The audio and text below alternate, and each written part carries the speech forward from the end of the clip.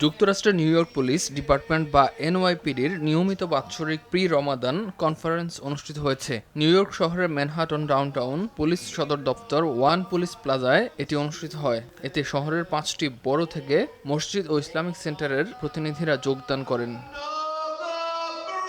কনফারেন্সের শুরু হয় যুক্তরাষ্ট্রের জাতীয় সঙ্গীত দিয়ে। এরপর আগত অতিথিদের স্বাগত জানান এনওয়াইপিডির ইসলামিক শাখার প্রধান ইমাম তাহের কুকিকি। প্রধান অতিথি হিসেবে বক্তব্য দেন New York police commissioner Jessica Tisch. আরও বক্তব্য দেন deputy police commissioner Rebecca Weiner, intelligent ও কাউন্টার টেরোরিজম ইউনিট প্রধান গ্রেস ব্রিস্টল।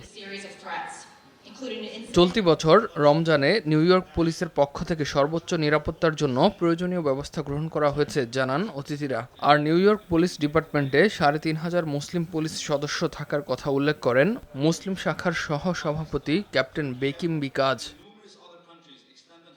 বিশ্বস্ত উম্মুল কুরা ক্যালেন্ডার অনুযায়ী উত্তর আমেরিকায় আগামী ১৮ ফেব্রুয়ারি বুধবার থেকে পবিত্র মাহে রমাদান শুরু হতে পারে। অনুষ্ঠানে আর উপস্থিত ছিলেন ব্রঙ্কস বাংলাবাজার জামে মসজিদের খতিব মাওলানা আবুল কাসেম ইয়াহিয়া, ওজন পার্ক ফুলতলী জামে মসজিদের পরিচালক জামাল হোসেন, ম্যানহাটন মসজিদের লুৎফর রহমান কাশিমি, ইসলামিক টেলিভিশন ইউএসের প্রধান নির্বাহী মোহাম্মদ শহীদুল্লাহ সহ অনেকে। ইমতিয়াজ আহমেদ, RTV।